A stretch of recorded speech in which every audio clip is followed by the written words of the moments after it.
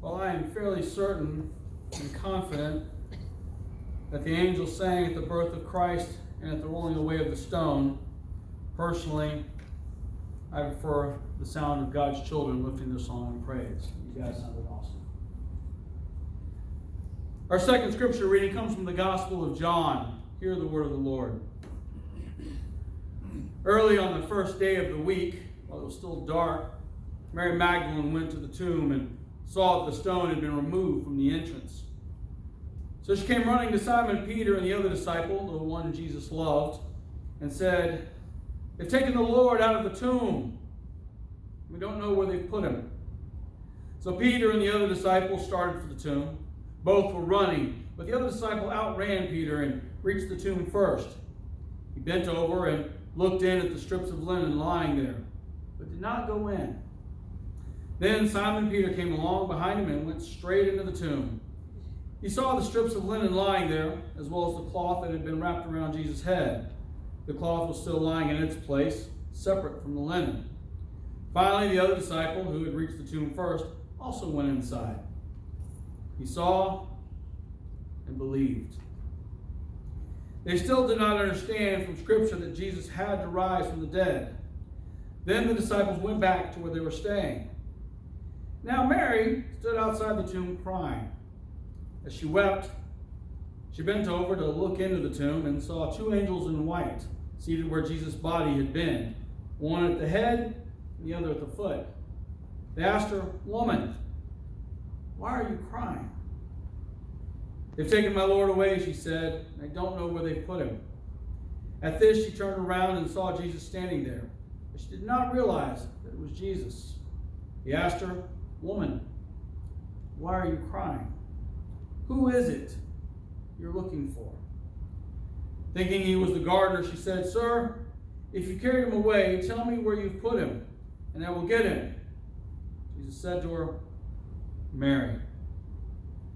She turned toward him and cried out in Aramaic, "Rabboni," which means teacher. Jesus said, "Do not hold on to me, for I am not yet ascended to the Father. Go instead to my brothers and tell them, I am ascending to my Father and your Father, to my God and your God." Mary Magdalene went to the disciples with the news, "I have seen the Lord."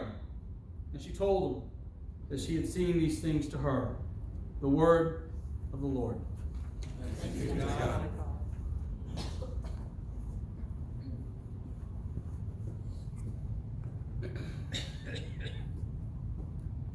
And think about the thief on the cross. I can't wait to find that fellow one day to ask him, how did that shake out for you? Because you were cussing the guy out with your friend. You'd never been in a Bible study. You'd never got baptized. You didn't know a thing about church membership. And yet, you made it. You made it. How did you make it? That's what the angel must have said. You know, like, what are you doing here? Well, I don't know. What do you mean you don't know? Well, because I don't know. Well, you know,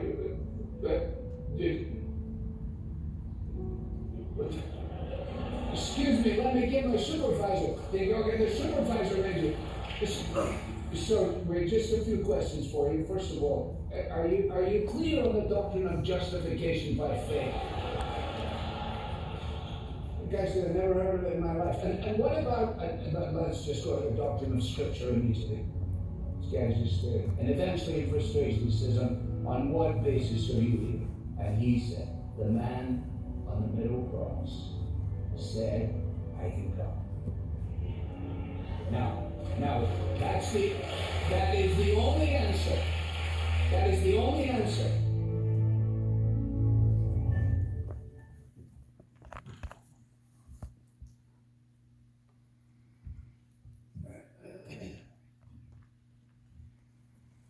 I've often had a short conversation with a variety of people on these days, on Christmas, Palm Sunday. Lynn and I had one,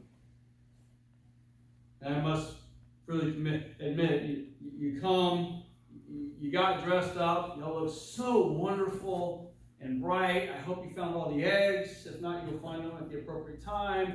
You come, you're going, what's Brian going to bring new to the table? Unfortunately, there's nothing new I can bring. So I was looking around a little bit, and the theologians in the group, and I know several of you, will forgive me, but I'll be surprised if you tell me I'm wrong. Theologians can complicate anything faster than anybody. And I can prove this. So I found this one theologian who said, every Christian should know these 8 terms at least. Omnipresent, omnipotent, omniscient, general revelation, specific revelation, justification, sanctification, and glorification. Now, I, for one, think that's actually a pretty short list. I'm not sure I can spell them all, but I think it's a short list. So I looked up something for a little fun. I looked up just a list of theological terms. Just the words, not the definitions, just the words. 32 pages, a list of theological terms. 32 pages. I guarantee I don't know them all. I guarantee it. You want more proof that we can complicate everything? Jesus says, love your neighbor. What the young man asked, who's my neighbor? It's simple. And I like this. I saw this video and I thought about just doing it myself, but I thought, he does it better than I can possibly emulate it. He makes a great point. Jesus tells the other person on the cross, this day you'll be with me in paradise. You know that thief was never an elder, never sat in a meeting, maybe had been immersed in water. You want theologians mess with things? Ask us what baptism and the Eucharist mean. I'm reading an 860-page book on baptism. Trust me. Don't ask that question. Don't do it. Don't do that to yourself. Don't do that to us.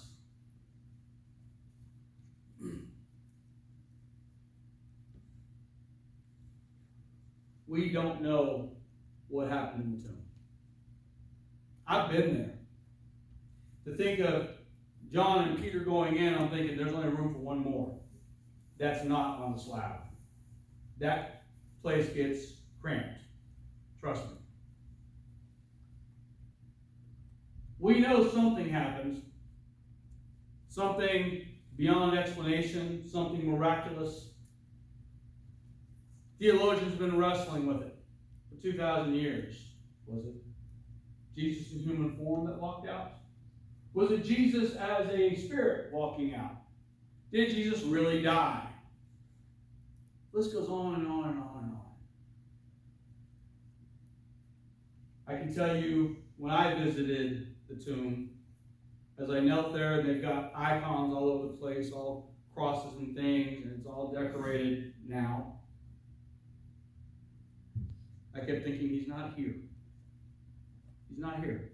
And I felt a little guilty. I got to confess, I felt guilty. I walked out once my professor was guiding the trip and said, is there a reason I don't feel a connection here? To be fair, I didn't feel one in Bethlehem either. I still feel guilty about that one. I did feel one on the Sea of Galilee. I did feel a connection in an ancient synagogue in Magdala, which you will not find in Scripture, but Jesus taught there. But we've complicated the whole thing. You want more proof that we've complicated? Go look at my office. Go look at all the books, the commentaries, the multi-volume dictionaries, the books upon books. My mother-in-law's got maybe more than me. Maybe. I'm catching up, though. Theological libraries are just overflowing with information. To the point where many people are intimidated, afraid of the faith. If you look at our book of confessions, we have a long list and a short list of catechism questions. I remember years ago, I was sitting in a pew in another church, It was Confirmation Sunday, and they brought the youth up there. And the pastor, and I won't do this, randomly started pulling out catechism questions and asking them, expecting them to recite the answers verbatim. Nope, not doing it. Not going to ask them, not going to answer. What if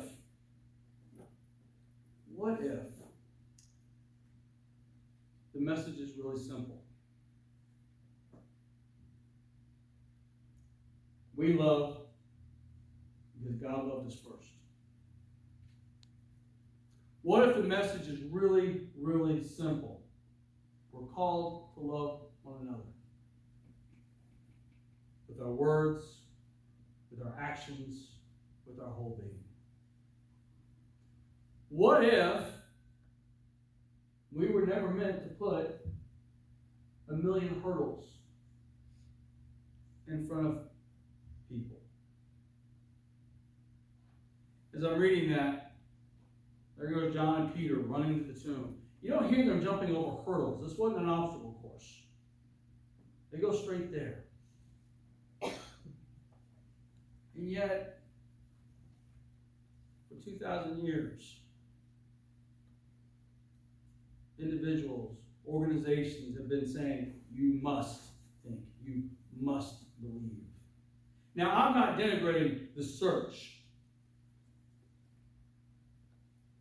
the mystery. I love it. I do. I love learning. I love questioning. We will never know all there is to know about the divine. That's the mystery.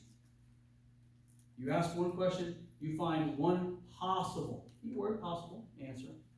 So it leads to another question. Actually, one question usually leads to 3 or 4 questions. It's the journey.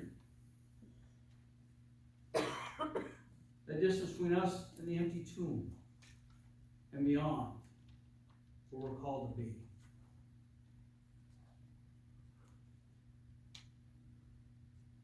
We've been married over 33 years. I don't know everything there is to know about my wife. I probably never will. But it's the joy of learning, the joy of growing.